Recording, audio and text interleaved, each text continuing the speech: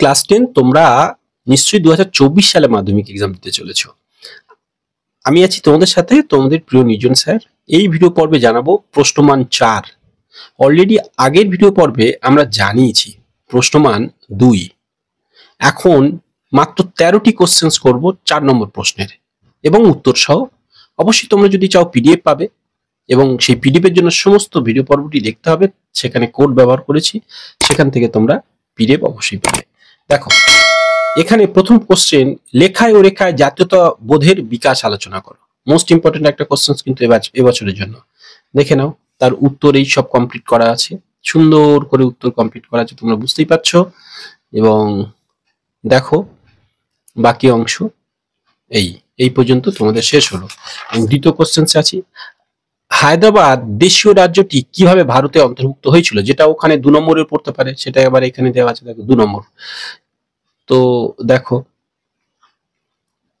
এই যে, এবং তার সাথে সাথে দেখো 3 নম্বর, জুনাগড় রাজ্যটি কিভাবে অন্তর্ভুক্ত হয়, মানে ভারতের অন্তর্ভুক্ত হয়, সেটা দেওয়া আছে।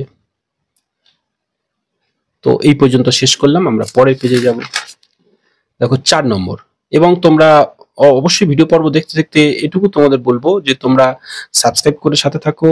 এক্সাম টাইমে এমনকি বিভিন্ন সময়ে লাইভ ভিডিও পর্বের মাধ্যমে সম্পূর্ণ ক্লাস নিশ্চয়ই তোমরা তা পাবে। দেখো, ঔপনিবেশিক সরকারের অরণ্য আইন প্রতিষ্ঠার উদ্দেশ্য কি ছিল? 4 নম্বর কোশ্চেন, লক্ষ্য করো, খুবই ইম্পর্টেন্ট কোশ্চেন কিন্তু এইটা, ঠিক আছে?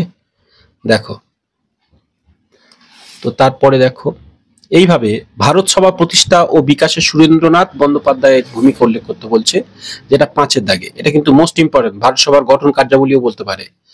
তো দেখো, যে প্রশ্নগুলো রেখেছি এগুলো কিন্তু কোনোটা বাদ দেওয়ার নয়, ঠিক আছে? এইরকমই প্রশ্ন কিন্তু এবছর তোমাদের 100% পড়বে। দেখো, একা আন্দোলন, তার উপর টিকা লিখতে বলবে। দেখো, উত্তরও সম্পূর্ণ করা আছে। পরের পেজে যাই। দেখো, এখানে তোমাদের 7 নম্বর আছে, দেশীয় রাজ্যগুলিকে ভারতের অন্তর্ভুক্ত করণে বল্লভভাই প্যাটেলের ভূমিকা। এটা কিন্তু মোস্ট ইম্পর্টেন্ট এবছর, বেশ কয়েক বছর পড়েনি এবং নতুন ধরনের একটা প্রশ্ন, ইউনিক প্রশ্ন। এটা আমার মনে হয়েছে বেস্ট ইম্পর্টেন্ট এবং সত্যি সত্যি ভালো কিন্তু। দেখো, টিকা, ওয়ার্কার্স অ্যান্ড প্রেজেন্স পার্টি, এইটা কিন্তু মোস্ট ইম্পর্টেন্ট। দেখো, তো যে কটা রেখেছি নিশ্চয়ই গুরুত্বপূর্ণ হবে, তাই না? তো এইভাবেই এখানে দেখো 9 নম্বর, আধুনিক বিজ্ঞান চর্চায় IACS এর ভূমিকা অথবা মহেন্দ্রলাল সরকারের ভূমিকা উল্লেখ করো। ঠিক আছে, দেখে নাও।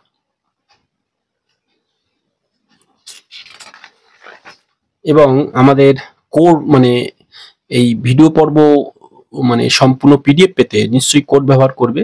তো এই ভিডিওতে প্রথম কোড ব্যবহার করছি টি, এবং সম্পূর্ণ দেখো, বাকিগুলো বলবো যখন ডেসক্রিপশন বক্সে তোমাদের এর লিঙ্ক শেয়ার করব, সেখান থেকে তোমরা গুগল ড্রাইভ লিঙ্ক থেকে ক্লিক করে এটা পিডিএফ নিতে পারবে। দেখো, চুয়ার বিদ্রোহ সম্পর্কে আলোচনা করতে বলছে।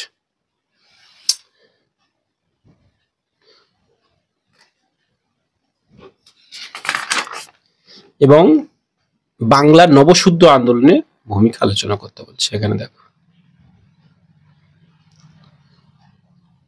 তো চলো, বেস্ট অফ লাক, সবার এক্সাম ভালো। এবার 8 নম্বর কোশ্চেন্সের জন্য অপেক্ষা করো। চলো।